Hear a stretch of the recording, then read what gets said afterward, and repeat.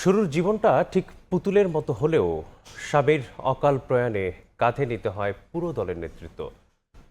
সংগ্রামের পথ বেয়ে পরবর্তীতে যার ওপর বর্তায় পুরো দেশকে ভালো রাখার দায়িত্বভার। বলছি বাংলাদেশের প্রথম নারী প্রধানমন্ত্রী বেগম খালেদা জিয়ার কথা। জীবনের শেষ দিন অবধি যিনি আপোষহীন ব্যক্তিত্বে অনমনীয় ছিলেন দেশ আর দশের প্রশ্নে, যার জীবনাদর্শ অনুপ্রেরণা যোগাবে প্রজন্ম থেকে প্রজন্মান্তরে। আরো জানাচ্ছেন আহমেদ সালেহীন।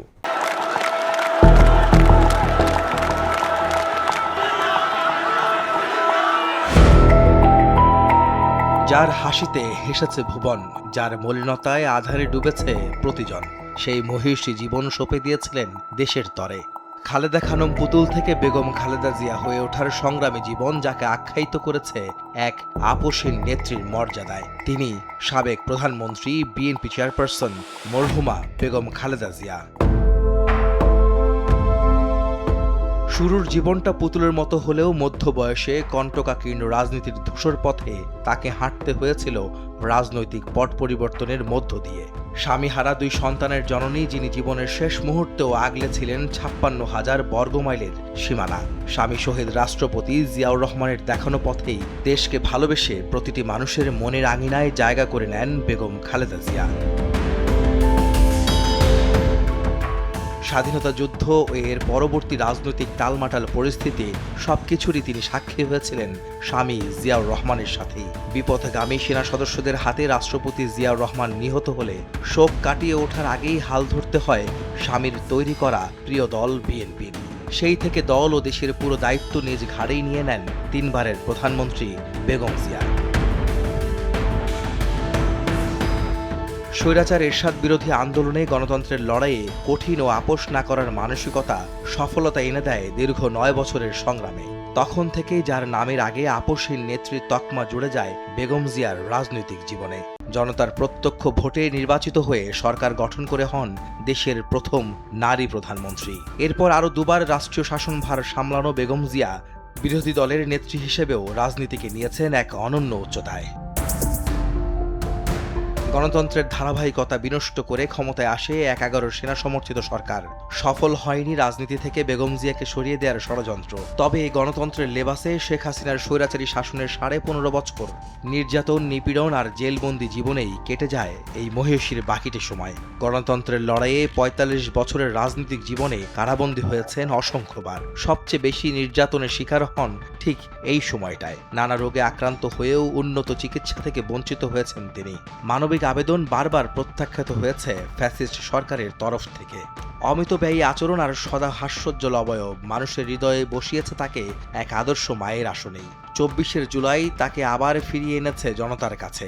শেষ সময়ে ছিলেন মানুষের ভালোবাসার মণিকোঠায়। ডাক্তাররা বলেছে অবিলম্বে তারেক রহমানকে বিদেশে না পাঠালে আবার ছেলেকে সুস্থ করা যাবে না।